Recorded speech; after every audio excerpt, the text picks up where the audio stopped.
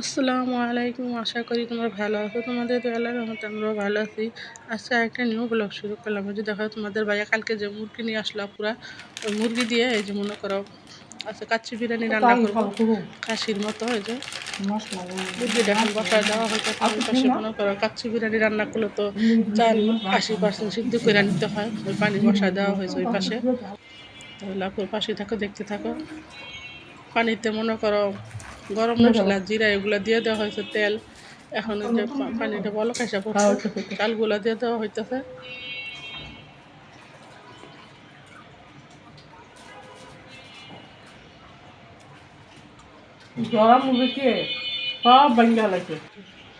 খাসির মতন এই যা পুরো দেখো আমাদের রান্না, ভাতটা চালটা সিদ্ধ হয়ে গেছে, রান্না হয়ে গেছে। এখন কাচ্চি বিরিয়ানিটা কিভাবে রান্না করবে দেখো, তোমাদের সাথে শেয়ার করলাম। তোমাদের কাছে একটা কথা আপুর, আমি যে কাচ্চি বিরিয়ানি রান্না করলাম, মনে করো কাচ্চি বিরিয়ানি মশলা দিয়ে রান্না করছি। এই যে দেখো সিদ্ধ করে এই যে কাপড়টার মধ্যে ঢেলে রাখছিলাম ঠান্ডা হওয়ার জন্য। এখন এই যে এইভাবে লেয়ার করে 3 লেয়ারে বসায় দিব।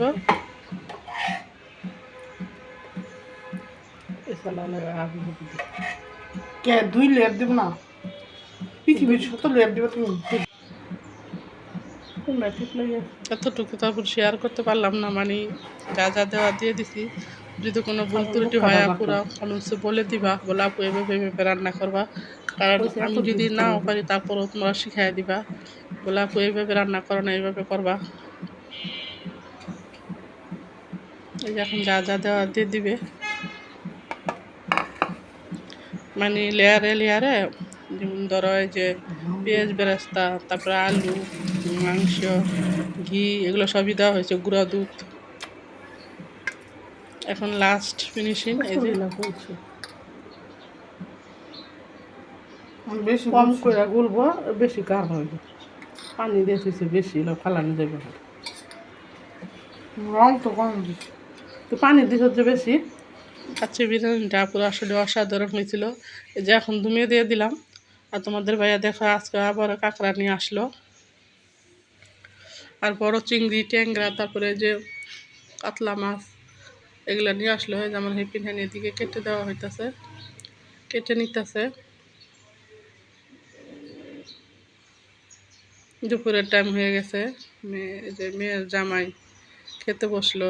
এই যে আমাদের বিরিয়ানিটা কেমন হয়েছে আপুরা দেখতে কমেন্টস করে বলবা।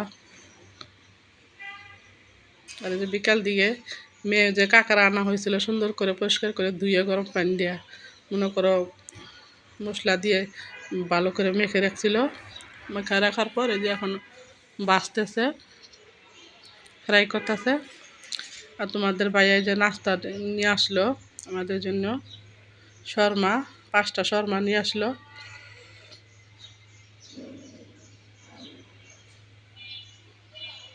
এই যে দেখো 5টা শর্মা নিয়ে আসলো। কারণ এখন কাঁকড়াগুলা খাইলাম। আজকের মতো এই পর্যন্ত, আল্লাহ হাফেজ।